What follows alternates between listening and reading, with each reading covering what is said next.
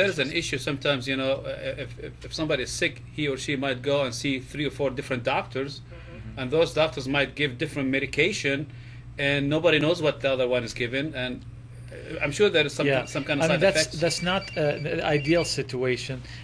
Ideally, the family physician or the pediatrician should keep track of all the medications that if a child or an adult is taking, because that person or that physician coordinates all the other care given by specialists.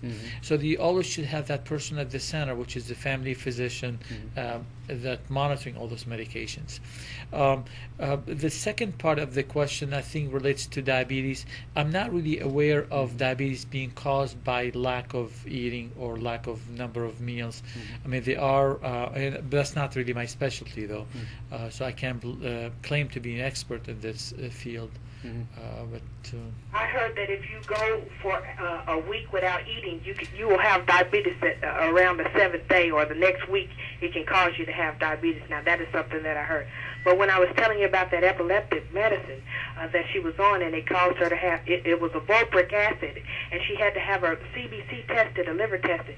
But we got off of that medication. But the other thing is that the doctor wanted to prescribe her Topamax, and I read about all of these medications, and that was the one drug that you can't give a child.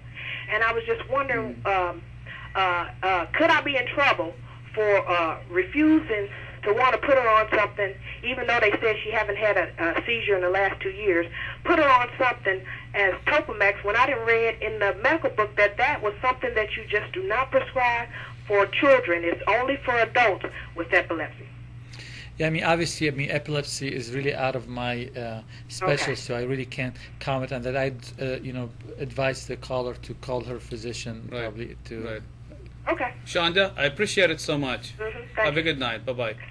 What about one other issue that really the caller has raised, which is, I think, is very valid and important. If you go to a grocery store and try to buy healthy food, you find it is not easy to do. You find that most healthier items are more expensive, harder to find, and when you have a limited budget, it's not easy to eat healthy. Dr. Farhat, let's talk about this, because I'm sure food itself is an element. Living in America, life is fast, everything's fast, and that's what people eat, anything. I mean, you get up in the morning and ham and eggs and meat. People eat a lot of meat on a daily basis. What is there a relationship between the diet itself, the food, what people eat, and heart attacks or heart diseases, heart failures as well? Yeah, I mean, there's no question that diet is one of the major sources of triglycerides that have a direct effect on the heart, and also a source for cholesterol that also has a major effect. Now, on I've been the heart. living in America for about 25 years, as well as you are, and I've noticed seriously that you just go to Walmart and just watch what people buy. Most of the food that people buy, it's most likely it's not fresh, it's frozen food. And people stay away from vegetables and fruits, where I think vegetables and fruits are really very essential for the diet. Yeah, I mean, part of that, as you know, is cost related, because vegetables and fruits, if they are good quality, they're usually more expensive, and if they're not as good quality, they don't taste good.